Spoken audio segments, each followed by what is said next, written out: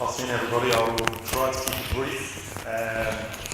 We're Yotpo. We're a user-generated content offering platform, which we're going to look at briefly a bit further. But basically, I think we've heard some good presentations today, and I think at Yotpo we're more, firm in our belief that we do think Amazon is totally changing everything, and either you're going to be in the bucket of Amazon or you're going to be defunct, unless you are an individual brand who basically taps into what we are calling brand marketing.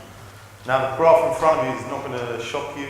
Retail stores closing at an all-time high. Even, I think it was yesterday, I read about Toys R Us, which actually declared bankruptcy this week, which made me very upset because it harked back to my memories of going there every Sunday. But basically, it's interesting, in 04, 05, it was Amazon and Toys R Us that signed an agreement to coordinate Toys R Us coordinate their online sales. 2 years later, Toys R Us sued Amazon for breach of the agreement. Toys R Us won, but here we are 10 years later. Toys R Us is going bankrupt, and Amazon is Amazon. And we think it's going to continue to grow. We think in 5-10 years, the likes of Macy's, Sears, they're not going to be around. They really aren't. And also, on the other angle, you have e-commerce continuing to grow at an unprecedented rate. So a brand that's trying to grow, or even one that's already in growth mode, is going to ask themselves, okay, we have Amazon eating a pretty large part of the pie, not the total pie, and then we have all this e-commerce continuing to grow, more and more businesses setting up. So how do I really go about making sure I don't just survive, but continue to grow and thrive? And at Yotpo, we came up with basically what we call the new growth paradigm. So Amazon is good at allowing brands to increase their sales, although not in all cases. But besides that, it will do nothing to your brand and absolutely nothing for your business. It won't help you grow your business, it won't help you grow your brand awareness, and it won't help you grow sort of core customer base. But basically, the new growth paradigm starts with, and we've heard a bit earlier about digitally native brands. These digitally native brands, you see a few on slide, Pura, Lisa, it doesn't matter if it's mattresses, furniture, you name it. They're hell-bent on delivering one core proposition in their vertical. So they start with that, they start to grow their happy customers, expand the circle of trust, and obviously now as you start to grow your customer base and happy customers, even without doing anything, which we're going to look at in a moment, your conversions will naturally uptick somewhat, and your reach expands, continues to expand, but then you have more customers, more worries, and then you have to continue then to refine your product, your offering even greater. But if you do this well, we believe that is the only way really to survive now in the world of Amazon. And the question obviously is, how do you do this? Nowadays marketing to consumers is pretty impossible. 10 years ago, you had to be good maybe on paid ads on TV, on radio, on SEO. And now, especially the younger generation, but there's hundreds, if not thousands, of different marketing platforms, all vying for their attention. And people have 3-4 seconds before they flick left or right. They really cannot be bothered to be interrupted. So, and this isn't slowing down. But if you can create sort of a brand and a name for yourself which really connects to past customers and grows your existing customers and to stick out, then it doesn't matter what comes tomorrow, because basically your brand will be top of the pick. If it's mattresses you're selling, they're not going to go to Amazon, they're going to go to you because of the shopping experience. Nowadays, online shopping experiences are not commerce-centric, they're much more content-driven. People are sick of being marketed to. They want real, authentic interactions. The old style, still images, size 6 models wearing clothes which don't want to fit anyone else. Don't really talk to people. Again, they want relationships beyond sales. They want a very human-led journey. And again, they want to hear from other people, not brands. And I can throw a lot of statistics at you, but I'm sure it doesn't shock any of you that basically more and more people are admitting the fact that they base their final purchase decisions on either a real review, or if it's a friend who's published something, whatever it is, something they can tangible and something they can connect to. So why market with user-generated content? One, it's authentic, as we mentioned. Content is constantly being updated, it's fresh, it's dynamic, and basically you can pinpoint customers and target them with the relevant content. It's scalable. Again, the old-fashioned way of hiring one photographer to do 8 hours photo shoot only gets you X amount of product and results, but with user-generated content, there is no ceiling. The more customers you're collecting, the more content you're collecting, and the wheel goes spinning. And ultimately, most marketers, they're judged by the value they deliver their clients, and it drives sales. And this is probably the most important line I want you all to remember, at least from this 10-15 minutes, is that happy customers are your best marketers. If you tap into them, they will do the difficult job for you of growing your brand, of growing your awareness, and keeping you top of mind, especially when we have Amazon on one side and pretty much nothing else on the other. Just briefly about us, again, as you can imagine, our sweet spot, so to speak, is e-commerce and online retailers, but it's not exclusive, so the likes of insurance still understand the potential in reviews and UGC. But we've been fortunate to sort of be in the front row of seeing some amazing brand growth very, very quickly from zero to a huge presence online. We don't just collect content, we don't just embed content on the website, we don't just amplify the content across Facebook, Instagram, Twitter, Google, whatever it is. We also allow brands to understand content as well.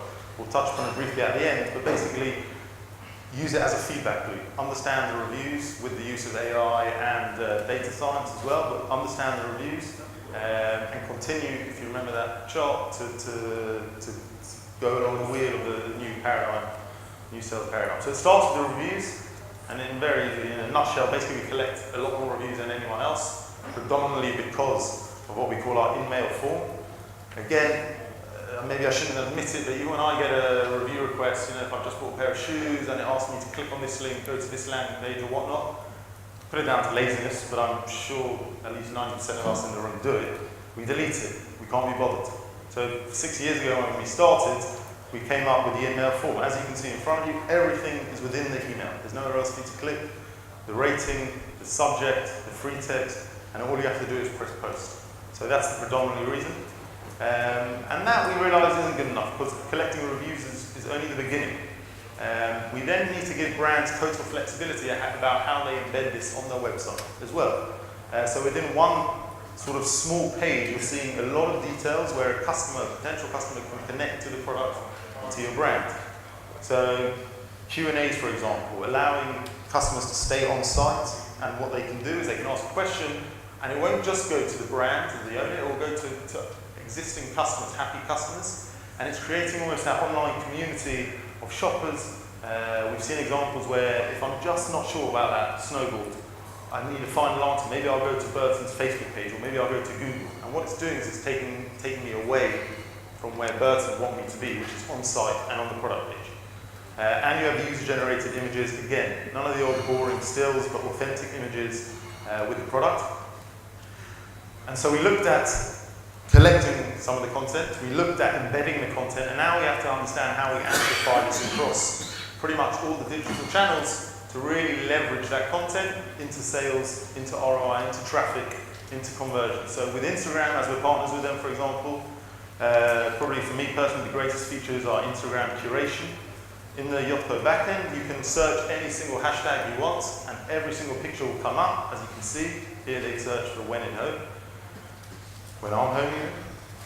And it's brought up every single picture, and we added a layer of asking permission. Again, just to really nudge up that interaction between the brands and their customers, so that next time, when this guy gets a notification saying they want to use your picture on their homepage, do you agree? And you don't legally have to, but again, we've seen an over 97% acceptance rate.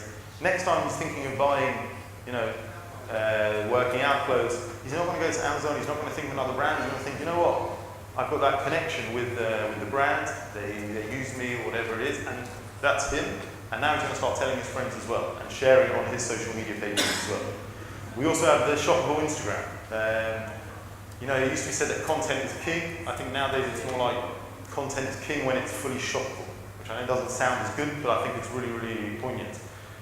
Again, people do not want to be disrupted by ads, by anything. They want to be able to click 2-3 clicks maximum and take them to where they want to be. So if someone's looking at this picture of this guy looking good in his workout clothes, they don't have to go anywhere else. They can click through to the product page, to the checkout. And then also with Facebook. I think it's easy to understand why, but you know, what is someone more likely to click on? A Facebook ad which has a review subject, an authentic picture which we can take from Instagram as well, or an old boring Facebook ad? No, it's been proven by Facebook themselves that using these reviews with your social media ads have up to 400% higher click-through rate, 50% drop in cost of acquisition. And this day and age, leveraging your social media audience is critical. You'll be surprised by the number of brands we see. They have thousands and thousands of followers on Facebook, Instagram, thousands of likes, and they're not doing anything with it. And the last one is also Google. Because we firmly believe in giving the brand complete control of where the content goes, which content goes, and how it looks on site, they own all the reviews, obviously, and it allows Google to crawl everything on a daily basis. So from an organic point of view, they're being pushed up the organic search rankings. And from the paid point of view, you have also, I'm sure a lot of you and your clients are using the paid points, product listing ads, and seller ratings as well. So we're really trying to fill in every single gap and every single point along the user's shopping journey to make it as seamless as possible, as organic as possible, and as authentic as possible. And the last thing is, like we looked at earlier, that feedback loop. So recently we launched what we called our insights. So we had AIs crawling over 1 million reviews to try and build sort of knowledge into them. And what it allows brands to do is filter by words, by geography, whatnot, to really understand what's going on. So we had one example recently where a retailer in the UK actually has a few different delivery houses, and they had a delay of about a week with one of them, and they weren't aware. And after 3 weeks, when this was running automatically, what basically happens is the word delivery was coming up a hell of a lot with a negative connotation and a lot of pretty poor reviews. And then when you dig in further, you can obviously pinpoint exactly which reviews, which products it relates to, and obviously where those products came from. And they realized the problem with their delivery center because of this. And just wrapping up, we looked at the new growth paradigm, and we think, we do believe that Yotpo is the platform for that. So the insights that we just looked at helped brands to refine their offering, to really know exactly what to do with their products. It then increases the happy customers, which then expands your circle of trust, and with the likes of content generation, third-party integrations as well. And then you're really starting that conversion journey, which is obviously the most important part. But then obviously your reach needs to expand further, and that's where the partnerships with Google, Facebook, Instagram, Twitter, or whatever it is incredibly important. Because it's basically leveraging all this fantastic, authentic, rich content to drive customers to your site, to retain customers and to drive sales. But then you have more customers, more worries, and then you continue the growth.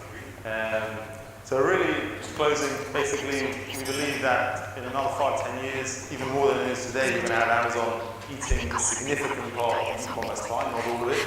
And in order for brands to strive and continue to grow in the other side, they need to focus on brand marketing. And the way to really harness your brand, to grow your brand, to connections, is to tell that story, to tell that authentic story. And that's with user-generated content and with Yotpo. Thank you very much.